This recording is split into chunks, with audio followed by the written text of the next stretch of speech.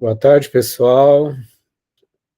Hoje é 29 de maio de 2025, 17h35. Estamos aqui no nosso encontro de estudos humanistas,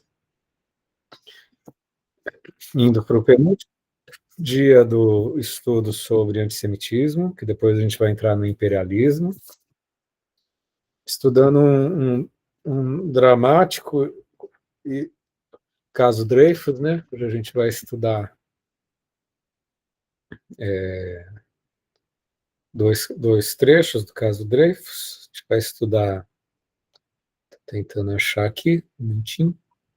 A gente vai estudar 4.1, que é os fatos, e o 4.2, a Terceira República, os judeus da França. E na semana seguinte, a gente vai estudar o 4.3, Exército e Clero contra a República, o povo e a ralé, os judeus e os partidários de Dreyfus, e o indulto e seu significado com a facilitação da Monique. Certo, Monique? Semana que vem é contigo? Você está aqui, né, querida? Monique? Já é semana que vem? Já é. Tá bom. Tá ótimo. Então, pessoal, hoje quem ia facilitar é a Giovana. Alguém quer facilitar? Senão eu facilito, mas é oportunidade. Facilitar, então. O pessoal está chegando também, peraí.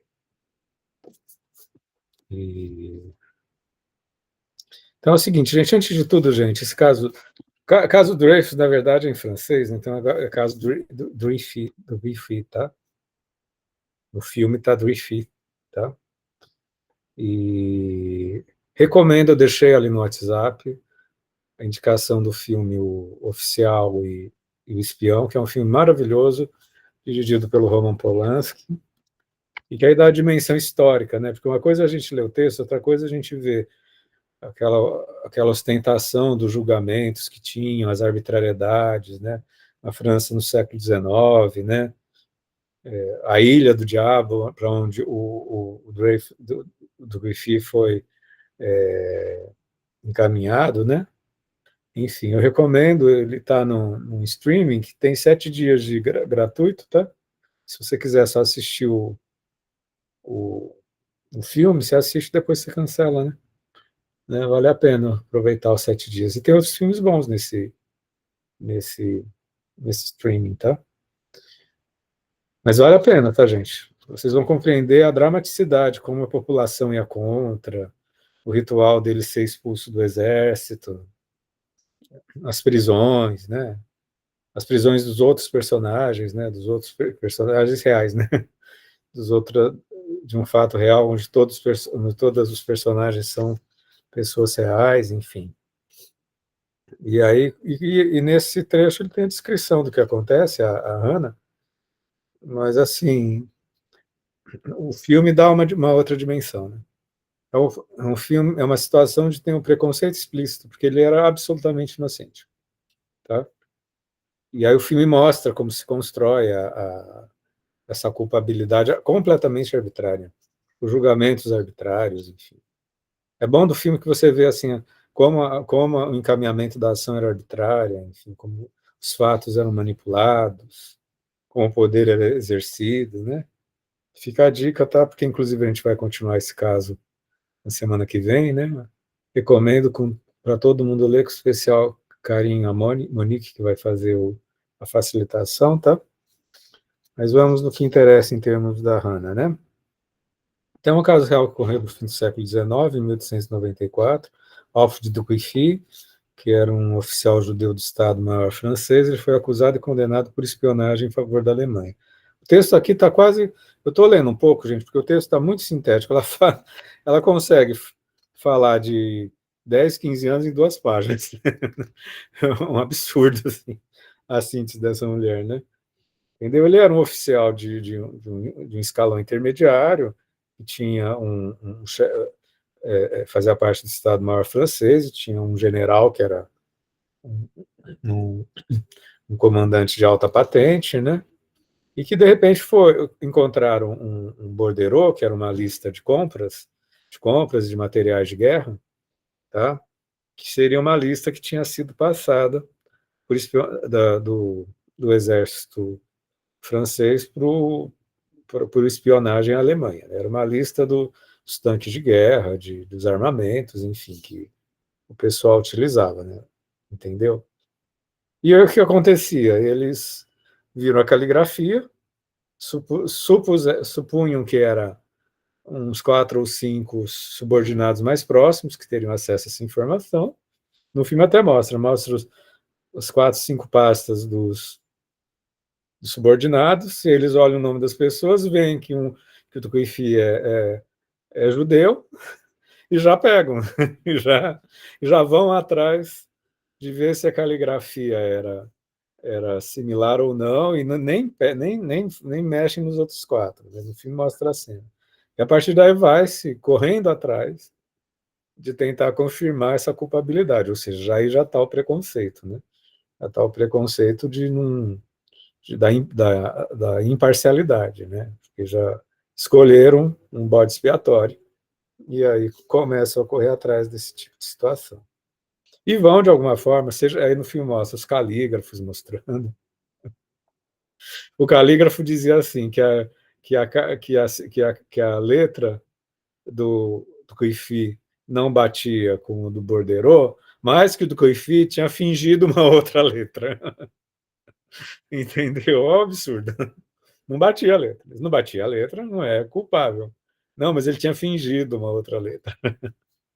Enfim, é tudo tendencioso, né? Isso aconteceu em 1894. Em 1895, o Coronel Picard vai ser como chefe da seção de estatística do Estado-Maior, que de fato era uma seção de espionagem, tá? O filme mostra. Entendeu? Que é a coleta de dados, né? Ver justamente caligrafias, tirar fotos. Imagina naquela época, tirar fotos e seguir as pessoas, né? Enfim, tinha era o sistema de espionagem deles. Ele assume o cargo e vai pegando os dados e vai vendo que nada condizia, né? E aí ele começa a comprar uma briga com todo o Estado-Maior do Exército, né? Do poder da França, né? Porque todos eles estavam mancomunados no sentido de estabelecer a culpabilidade. E pela perseverança e pela integridade justamente desse Picard, é que tudo isso vai se movendo e vai atravessar uma situação de 10, 15 anos, tá? No sentido de reverter essa situação, que na altura do campeonato o Bifi já vai ter sido destituído do exército e vai estar na Ilha do Diabo.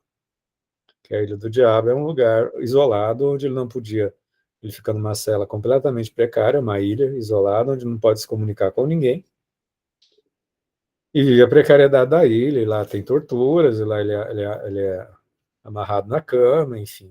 Imagina as condições desumanas de uma ilha de criminosos considerados periculosos, né?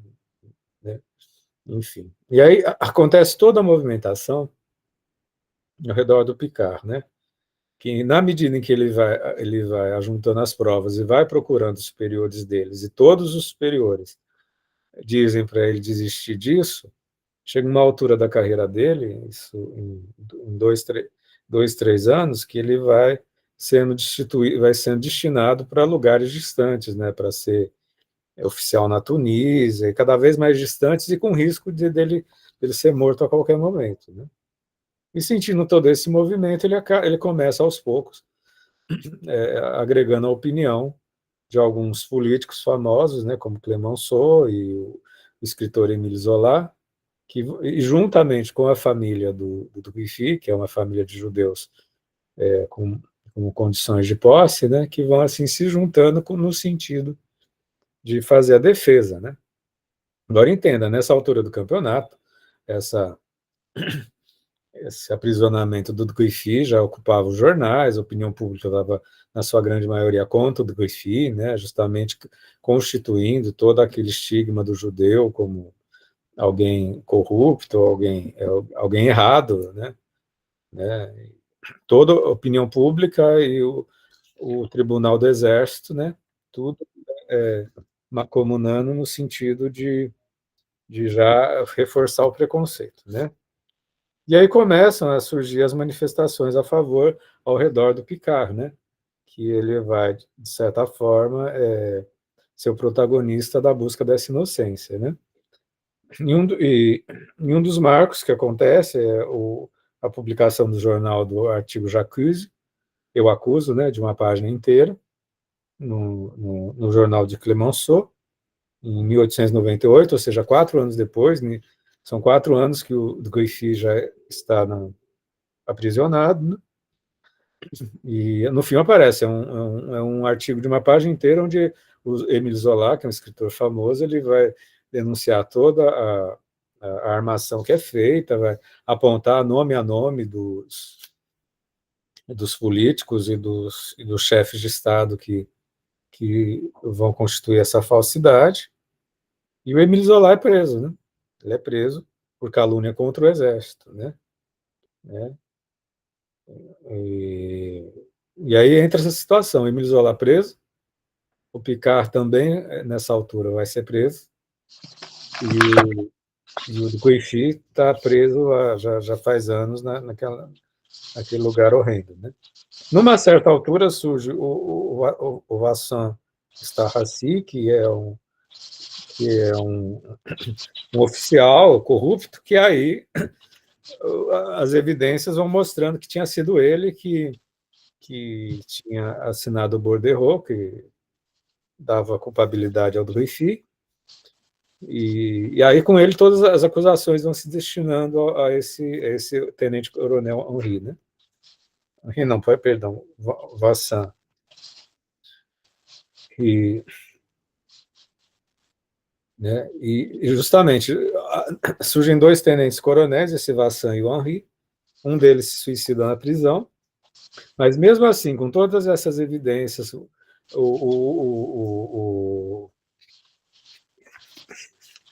o Vassan sendo acusado de peculato e o Henri fazendo parte desse complô todo, entra no tribunal de apelação, no sentido da resolução da questão do Wi-Fi, e ele não é inocentado, né? Já tem provas de que ele era inocente, ele não é inocentado, né? Entende a pressão que existe ao redor dessa situação. A sentença é mudada para 10 anos de prisão, devido a circunstâncias atenuantes, eram provas de inocência vindo situações atenuantes. Nesse momento ele sai da Ilha do Diabo, ele fica preso na França, né? E 10 dias depois ele é indultado pelo presidente da República. Mas indulto não quer dizer que é inocência, né? Simplesmente o presidente da República tem o poder de dar o indulto, né? Mas ele ainda é continuado culpado. E ainda na simultaneidade que isso era 1899, estava naquela expectativa de ter exposição mundial em Paris, né, que era uma exposição de artes e ciências, na qual, inclusive, se não me engano, foi nessa exposição que a Torre Eiffel foi inaugurada, né, que foi criada por uma exposição, né, justamente para não ter esse tipo de burburinho, é que ele foi indultado, né, e os julgamentos foram encerrados por anistia geral, mas anistiar não quer dizer que o crime tenha sido inocentado, né? Tinha sido inocentado do crime, né? Em 1913 ele já está livre, né? Embora continuando vítima do estigma do preconceito, e ele pede revisão, mas aí o Clemenceau, que esteve com ele desde as publicações do jornal, agora é primeiro-ministro, mas não, acho que não há condições para isso, não há condições políticas para isso. Teve um tribunal que anulou a sentença, né? E com isso estabelece uma absolvição, mas seria um tribunal que não teria legitimidade para isso. Revisões são feitas, né?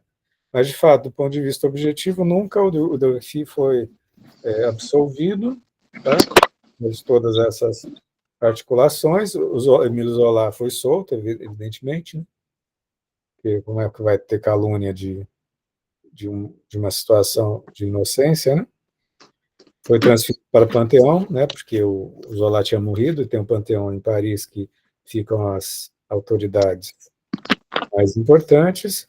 E o que a Hannah destaca é que, em todas essas contradições, e considerando que o Cliff morre em 1935, né, inclusive sendo atacado constantemente na rua, absolvido e atacado na rua, porque essa preconceito é preconceito, né, gente? Né? É uma rotulação, não é uma questão de racionalidade, né? Inclusive foi feita uma peça no sentido de demonstrar, a peça teatral no sentido de demonstrar a inocência do Duquifia, e a peça foi suspensa pela pressão dessa extrema-direita, que era contra o Duquifia, e quando ele morreu, só os jornais de esquerda relataram. Isso, de alguma forma, vem para a Hannah, mais do que a questão de um caso em si, né, que é um caso terrível, entendeu? Porque mesmo a pessoa com provas de inocência, primeiro que ela foi culpabilizada de uma maneira arbitrária, segundo, com provas de inocência, não foi inocentada, né, continuou sendo estigmatizada. Isso demonstrou já uma cristalização que antecedia a Primeira Guerra Mundial e a Segunda Guerra Mundiais, né, sobre a questão do preconceito em relação aos judeus. Isso já mostrava essa intensificação desse tipo de preconceito, né? Então, de alguma forma, é isso que essa parte do texto demonstra, no sentido dessa cristalização que ao redor da nova República Francesa, né? Ainda sob os efeitos não tão distantes da Revolução Francesa, né? E que de alguma forma vem instaurar esse tipo de, na verdade, que a pretexto de instaurar uma nova realidade, instaurou inúmeras arbitrariedades. A gente sabe que a Revolução Francesa foi uma revolução sanguinária, né, de terror e de perseguição, né? Aliado, ao mesmo tempo, ela fala justamente dessa questão dessa atmosfera, né, desse fascismo social que já sinalizava a Terceira República Francesa, né, nessa época, e que já antevia, quando, por ocasião futura da invasão dos alemães na França, né, instalação das lideranças da França em Vichy, né, Vichy, que é a cidade que seria a sede do novo governo. Está dando um eco. Alguém deixou o microfone aberto, estou fechando. Né? Então, é justamente essa intensidade desse tipo de barbárie preconceituosa, desse cesarismo, né, de pessoas que vão ao poder e se sentem acima do bem e do mal, com esse poder de desmando, né, aliado a lemas como a morte aos judeus, que se ecoavam nas ruas, ecoavam essa perseguição que foi feita ao redor do Riffi, associadas às imagens conspiracionistas que seguiram, que foram se consolidando durante toda essa jornada, né? E que também vai se aliar ao outro item, que é o escândalo do Panamá, né? Que são fatos que são mais ou menos contemporâneos, fim do século XIX. Né? Já fazendo gancho com o segundo ponto de hoje, a gente tem a Companhia do Panamá, que era justamente, foi a França que foi responsável pela constituição do Canal do Panamá, né? Conseguiu muito pouco progresso. Não, Canal de Suez, perdão, gente. É a Companhia do Panamá, mas era o Canal de Suez, né?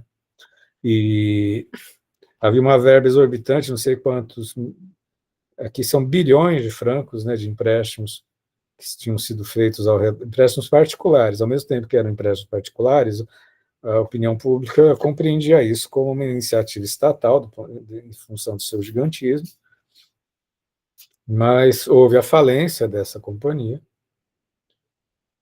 O Lesseps, que era o coordenador desse projeto, ele achava que conseguiria arrebatar mais fundos para esse tipo de trabalho, mas não conseguiu.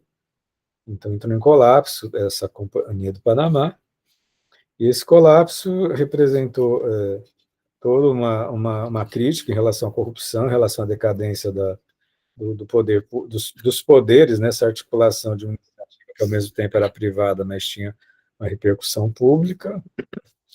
E o que se levanta dentro dessa questão não é exatamente a questão da falência dessa Companhia do Panamá, mas é a articulação no sentido da administração dessas verbas, né? Porque havia todo o que a gente pode chamar de lobby, né? Nos espaços públicos, né? No sentido de arrumar verbas para essa companhia, né? Seja intraparlamentar, né, nos espaços parlamentares, né, não sei se vocês sabem que o espaço parlamentar é um espaço balcão de negócios, né, deve ser na França, né, só na França. Né? E aí, nesse contexto, surgia a figura de alguns judeus que faziam isso, que eram esses lobistas, né, que faziam. Então, a palavra lobby não aparece aqui, mas é o que a gente pode fazer uma analogia, né, e que, de alguma forma, ficaram assim muito destacados como manipuladores, né? Porque às vezes eles pediam dinheiro antecipado, aqui diz que o Herz, 600 mil francos, um judeu lobista pediu 600 mil francos antecipados e que, de repente, o empreendimento não se realizou, ele embolsou esse dinheiro, os que investiram através dele se sentiram ludibriados, né? E aí mostra toda uma rede a partir da qual, com essa falência da Companhia do Panamá, a figura dos judeus como corruptos, como interesseiros, como oportunistas, manipuladores, lobistas, foi se consolidando a partir de uma rede de novos judeus que estavam na França. Os que fizeram parte desse escândalo, que foram de alguma forma destacados, não eram os Rothschild, que já tinham uma tradição, né, de vários séculos, né, na França, né, mas justamente esses novos judeus que se infiltraram, né, nesse lobby intraparlamentar, né? E que isso, de alguma forma, vai fazer uma série de irrupções, de rupturas, né, nos espaços das relações judaicas, inclusive tendo pela primeira vez, em 1882, Rothschild manifestando uma posição política, porque eles sempre fizeram jogos do poder, né, seja na relação monárquica, na relação aristocrática, relação com os burgueses, eles faziam esse jogo de financiamento de interesses, mas nunca assumiam uma posição política e os partidos, os regimes mudavam e eles se adaptavam, né? Mas Sotilde, pela primeira vez, vão dizer que são a favor da monarquia e contra a república, justamente verificando que após a instauração da república na França, com a Revolução Francesa, o que se via era um extermínio, né? Uma violência, um terror, né? Abusos de poderes, né? Isso daí não é a fala só do Rothschild, né? Quem estuda um pouco de história sabe a, os crimes e a mortandade que ocorreu a partir da Revolução Francesa, apregoando direitos humanos, né? O discurso dos direitos humanos e as relações de poder que estão explícitas, né? Sangrando nessas relações, né? E com isso começa a haver esse tipo de tensão, por um lado, o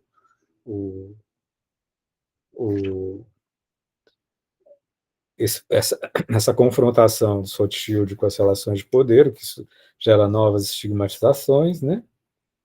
E, por outro lado, toda essa rede de novos judeus que também vão, de alguma forma, compuseram, né, esses 2 ou 3 judeus que a Hannah cita, aqui o Herz, um outro aqui que é o Renak, que vão, de alguma forma, ressaltar, né, essa imagem do judeu financista e aproveitador das relações de poder, né? E com isso vai criando toda uma dissolução de uma imagem de um judeu mais monolítica, né? Vai fazendo essa ruptura, essa dissolução do judeu por essas fragmentações, subgrupos que vão surgindo dentro desse período.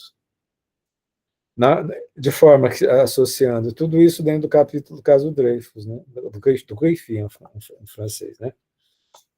Então, compondo justamente esse gancho, né? Por um lado, a preconceitualização completamente injusta do Guifi, que era absolutamente inocente, tudo foi feito para ele ser culpabilizado, isso numa situação que durou até o fim da vida dele, 37, 38 anos dessa situação terrível, né? A vida inteira com essa estigmatização. Em contraponto, alguns judeus se infiltrando nas relações de poder e tendo atitudes objetivamente corruptas, certamente isso era usado para generalizações, né? Para o recrudescimento de uma imagem negativa, né?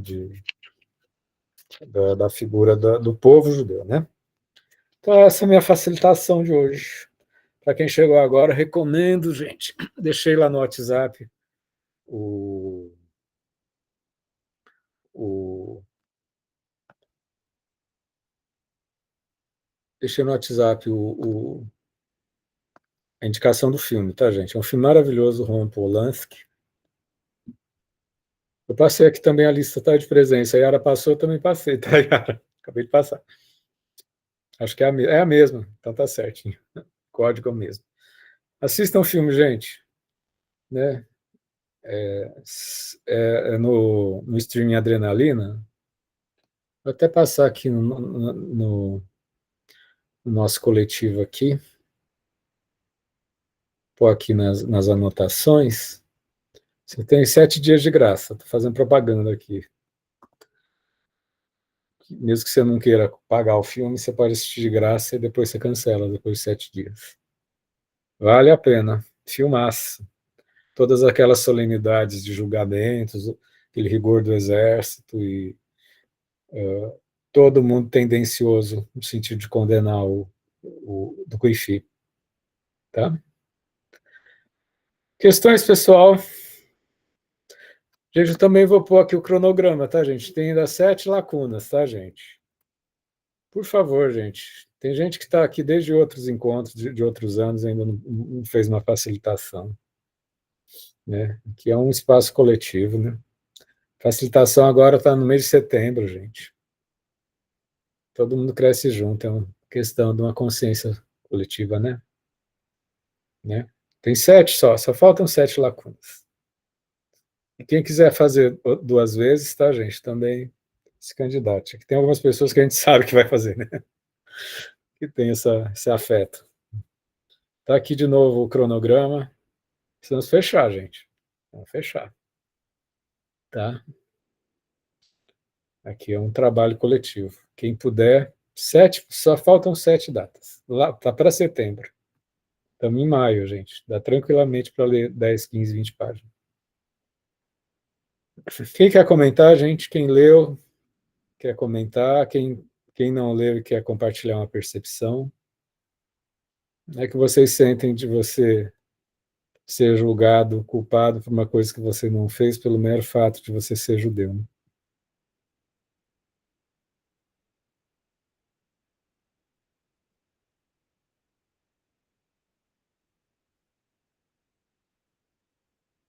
E como isso repercute em outros preconceitos, né? Porque a gente está falando da história do preconceito. Né? Quantas vezes no Brasil as pessoas são culpabilizadas pelo mero fato de serem quem são, né? Sem julgamento prévio, ou julgamento arbitrário, ou milícias, né? Arbitrariedades policiais, né? Governamentais.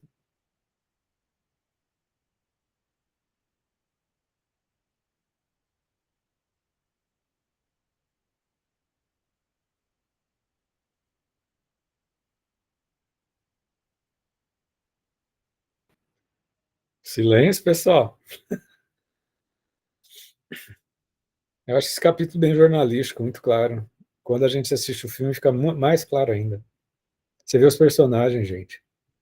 O filme começa assim. Todos os personagens desse filme são reais. É muito bom, gente.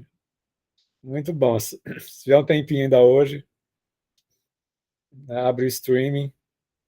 7 dias gratuito. Guilherme levantou a mão. Boa noite, gente. Só pra. Eu não tenho muito o que dizer desse capítulo, porque ele é literalmente descritivo. Assim, ela literalmente narra o que aconteceu e ela segue a vida dela. Eu achei maravilhoso. Só que ela diz uma coisa na página 134 que eu acho a coisa mais pertinente dessa questão. Mano. Cada sociedade exige de seus membros uma certa dose de representação, a capacidade de apresentar, desempenhar e interpretar aquilo que se realmente é. Cara, isso aqui, ela está dizendo, cara, em poucas palavras, que para viver em sociedade a gente tem que ter função. Né? A função do professor, a função do judeu, a função do político, a função do cara branco, a função do homem gay, a função da mulher negra, sabe? A gente não pode desviar do papel estereótipo daquilo que nós somos, né? Porque se a gente desviar desse papel, a gente está causando muito alvoroço. Sabe?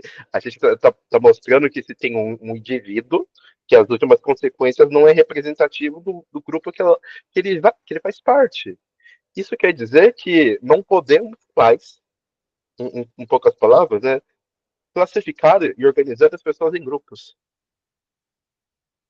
Ora, que coisa bem estranha, né? É como se, é como se assim a gente também perdesse o vínculo de tudo que une a gente. Né? Porque se os membros de um grupo não são mais identificáveis uns com os outros, né, de certa maneira, então a gente pode deixar de pertencer a esse grupo. A gente não tem mais aquilo que diz de maneira clara e evidente que uma pessoa pertence a determinada classe, determinada nobreza, a determinada organização. Acho que isso é literalmente exigir demais da pessoa, né? É, nisso, né, eu acho que é literalmente papel do estereótipo. Ou seja, o preconceito, a pessoa é ontológica e naturalmente culpável, né? Por existir, né? Eu acho que o preconceito é operacional, sabe? Hum. O Heidegger tem essa noção, que preconceitos são operacionais. E por causa literalmente da palavra, pré-concepção. Se não fosse preconceito, a gente tinha que descobrir a todo momento como lidar que cada sua coisa na sua unicidade. O olhar já. E aí isso vira fenomenologia, né? É o olhar que já se direciona para. Do outro que já se direciona para confirmar o preconceito, né? Sim, né? Só que eu acho que é muito mais do que uma necessidade da fenomenologização das coisas, né? Já que a gente pode dizer tal coisa assim, né? Eu acho que o preconceito, né? Ele faz parte da base da organização. Porque imagina, por exemplo, sabe? Algo que é muito difícil, sabe? Imagina eu ter que julgar um grupo de homofóbicos da sua individualidade sem considerar o fato que eles são homofóbicos. Uhum. E sair desse sistema de certezas dele, porque isso é identitário para os fóbicos da vida, né? E é identitário pra gente. É algo, é uma presença, é a presença deles. Não, mas essa questão é tão identitário para eles quanto é identitário para a gente. Sim, sim, Eles está e, internalizado. cara, a gente faz de qualquer maneira, sabe? A organização das pessoas no grupo, a gente exige que as pessoas sejam dessa maneira. Eu tenho um paciente, cara, é muito engraçado. Ele não se aguenta que o melhor amigo dele é heterotop. Uhum. Ele é o padrão do cara hétero, mas é o melhor amigo dele. Ah, Sabe? Aquele tipo de coisa, no momento que ele me contou, eu também fiquei assim, eu não entendo. Mas é a ideia de que você perde a operalização que o preconceito te traz, né? Isso vai para ambos os lados, sabe? Você também se aproxima das pessoas para além do preconceito, só que você também perde a oportunidade de ter uma organização maior contra os grupos opressores, né? Porque você tem que considerar que o opressor está uma pessoa sim. E o complicado. preconceito era uma contaminação, né? Porque um mero gesto, mero fato do Guifi existir já era culpado, né? Então contamina. A existência já se irradia como contaminação, né? Como pré-suposição, como pré-concepção. É horrível, né? É horrível. É que nem um teste que teve de percepção que vocês já devem ter visto, né? Mostraram um branco correndo no meio do bosque e um negro correndo no meio do bosque. Mostraram as fotos para as pessoas, o branco correndo no meio do bosque é porque estava fazendo Cooper. O preto correndo no meio do bosque, quase todo mundo falou que ele estava fugindo da polícia. É a contaminação, né? A contaminação da própria presença, né? O preconceito contaminante, né? Um absurdo, gente. Qualquer gesto que a pessoa faz, Mas é isso que é o engraçado, Fernando. A gente não percebe que isso também é preconceito contra pessoas brancas. Exatamente, ué. Isso é Isso. algo que O desarma, preconceito, né? ele encobre a branquitude, Sim, sabe? cobre, né? Né? Quem diria que o cara branco também não pode estar correndo? Na verdade, até arma, sabe? Porque, Não, coisas porque as feitas com pessoas vão. crianças, gente, feitas com crianças. Crianças de 4, 5 anos, você já deve ter visto nas redes sociais, mostraram a boneca preta e a boneca branca. Qual que é a mais bonita? Até as crianças de cor dizendo que a boneca branca era mais bonita. Ou seja, está tudo internalizado, é uma coisa assim, desde a tenridade, né, gente? 4, 5, desde a tenridade, isso daí já é propagado, né? É muito difícil, gente. Eu acho que a nossa luta é aquilo que o Foucault falava, né? A gente tem que cuidar do fascismo que está em nós, né? A luta de cada um de nós é um fascismo que está internalizado desde sempre na gente, entendeu? É que às vezes por alguma questão de uma acidentalidade sócio-histórico-cultural a gente se vê à mercê do fascismo do mundo e aí o nosso fascismo tem que, tem que resistir ou tem que fazer um outro arranjo diante do fascismo do mundo, né? Mas o fascismo está internalizado em todo mundo, gente. Eu não acho que eu não sou tão assim ingênuo de achar que nós não sejamos, que nenhuma pessoa dessa sala do planeta Terra não tem uma margem de fascismo, né, gente? Que a gente pode ter um cuidado, né? Um cuidado de não ficar reproduzindo isso a rodo, né? É que a gente se vê, às vezes, chocado, né? Quando a gente se lança nesses caldeirões fascistas, né? Isso desde pequeno, né, gente? Serve para todo mundo, gente. Onde a gente teve que reconstruir o próprio fascismo quando a gente se viu num caldeirão fascista, né? Na caldeira fascista. É que nem o do Rui Filho. Ele era um tenente, mostra ele indo fazer uma entrevista na sala do general, a sala do general pede para ele escrever uma carta, porque para confrontar a letra dele com a do Bordeaux, que tinham os elementos da espionagem, e as letras não batiam. Mesmo assim, foi considerado culpado.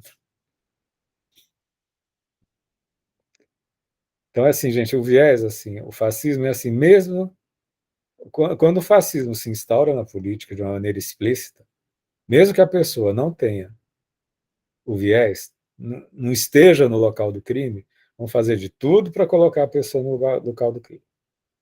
Entendeu? Então, não é brincadeira, gente. Não é brincadeira. Por isso a gente tem que saber votar. Não quer dizer que tenham santos, né, gente? Né? Nem os santos são tão santos, né?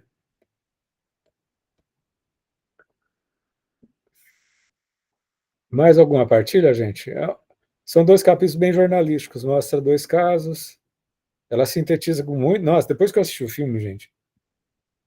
Gente, ela fala do caso do Griffin de fato em duas folhas, gente. Depois faz um comentáriozinho. O filme é todo transbordando de imagem, de situação. Assista um filme, é importante.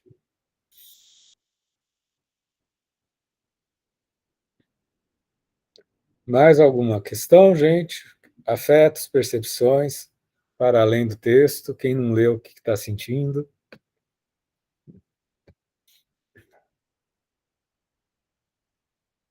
Guilherme levantou a mão. Gente, por favor, fale, que senão eu não calo a boca, tá? Quem conta estudos? Eu ocupo espaço, gente, e eu convido vocês a ocuparem espaço. É a única maneira de existir, sabe? Se a gente não ocupa espaço, pessoas como eu aparecem e tomam o espaço do outro. Então, falem. Mas assim, você comentou essa ideia, né, do fascismo dentro de nós mesmos, e me veio exatamente a questão, e aqui vai ser. E aqui eu tô me abrindo para levar porrada na cara, tá, gente? O que eu vou falar aqui é extremamente controversial. Há pessoas que ainda hoje em dia gostam de Harry Potter. Explica isso. Cara, pelo amor de Deus, sabe? Eu acho que.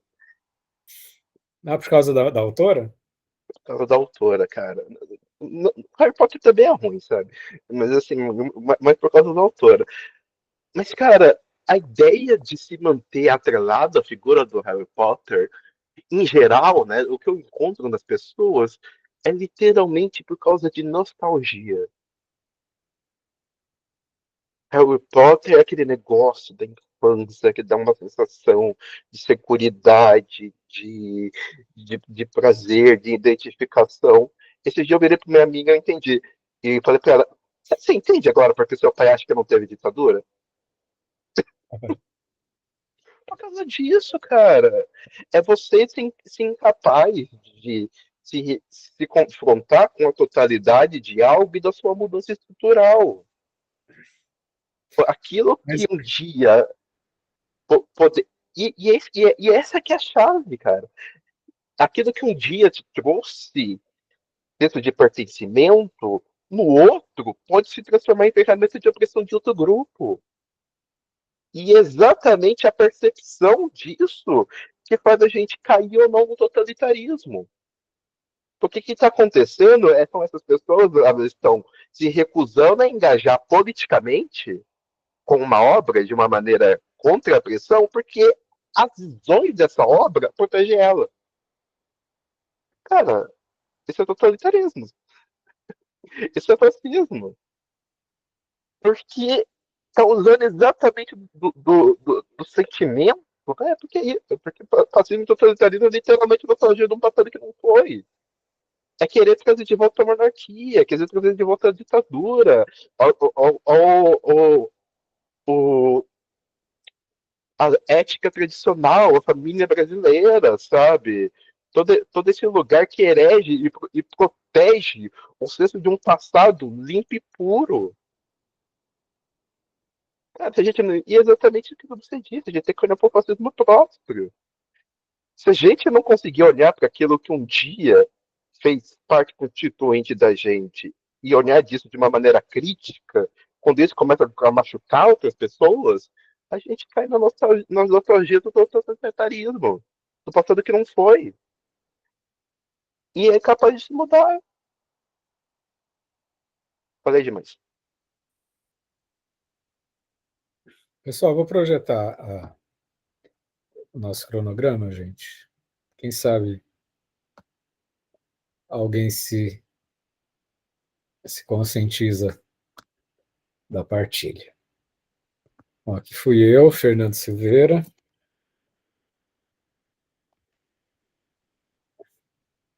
Queria agradecer a todos, todas e todos que estão preenchendo todos os espaços. Semana que vem temos a Monique. Faz um gancho com tudo que foi feito do Guifi. A Monique vai finalizar com chave de ouro o antissemitismo. Vamos começar o imperialismo antes do feriado do dia 19. Temos vários de vocês já inscritos. Agradeço a todos, todas e todos. E temos 11 de setembro, gente. Olha, 11 de setembro. Alguém quer se manifestar? Tem 11, 18 de setembro, tem 7 datas. Aqui, ó.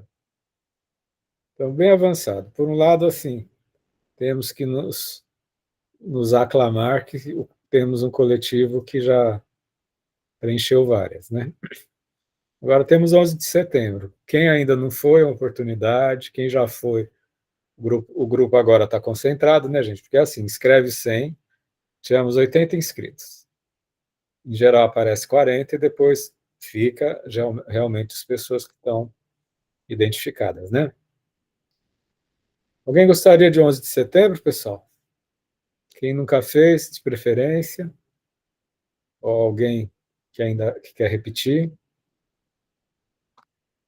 alguém vai ter que fazer, né? Eu já estou marcando, eu marquei 2 e fiz mais uma, 3. Alguém se candidata? A gente já avançar a setembro? O pessoal está quieto? Alguém se manifesta? E depois tem setembro e depois só tem outubro. Outubro e dezembro. Novembro e dezembro. São 7 ou 8. 7 ou 8 de 28, ou seja, 20 preenchemos, né? Isso é um bom sinal. Fernando, eu posso mas setembro eu estou viajando, dia 11. Você quer... É na seguinte aí. Qualquer uma seguinte. No, Aliás, qual que é a seguinte? 16? Não, também. É mais final de outubro. Início de outubro pode ser. Aqui é o prefácio. Faz o prefácio Tá. do totalitarismo. Isso é legal. Que dia? 9 de outubro. Pode ser. Isso é legal. Você vai abrir o prefácio do totalitarismo. Bom. Tá.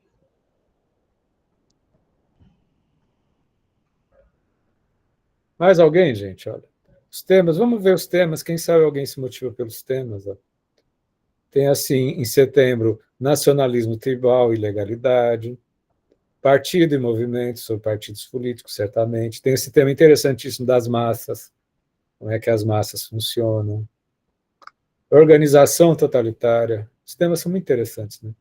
O Estado totalitário. Polícia secreta, olha que tema forte. Domínio total. E o último dia, que é a ideologia e terror, uma nova forma de governo. Que é o quarto item, que é um só. Alguém se interessou, Fernando, gente? Oi. A Thalita, ela tá sem microfone, ela disse que ela pode fazer no dia 11 de setembro. Ótimo. Thalita do quê, por favor? Thalita Castro. Tá certo? Obrigado, Thalita. Obrigado também quem está falando. Olha, gente, já avançamos. Mais alguém, gente? Tem 1, 2, 3, 4, 5, 7, gente. Já está baixando. Se quiser repetir, não se acanhe. Partido e movimento, massas, organização totalitária, o chamado Estado totalitário. Os temas são maravilhosos, né? Embora é um livro que dá uma angústia, né? Porque os temas são maravilhosos, mas mostra assim como a experiência cultural do homem chega no limiar do trágico, né? Para ter um livro sobre totalitarismo. Mais alguém? Só lembrando a lista de presença, né? Porque de vez em quando aparece. A gente esquece. De presença, é só clicar no azulzinho aí, tá? Tranquilo. Certo, pessoal, continuamos. Boa semana para vocês. Semana que vem, a generosa e dedicada à facilitação da Monique. Estamos juntos, tá, Monique? Tá? E boa semana para vocês, tá, pessoal? Vou ficar mais uns minutinhos, vou acabar a gravação agora. Thalita levantou a mão? Oi, Thalita. Oi, Thalita. Quer falar? Parar a gravação, a gente vai conversando.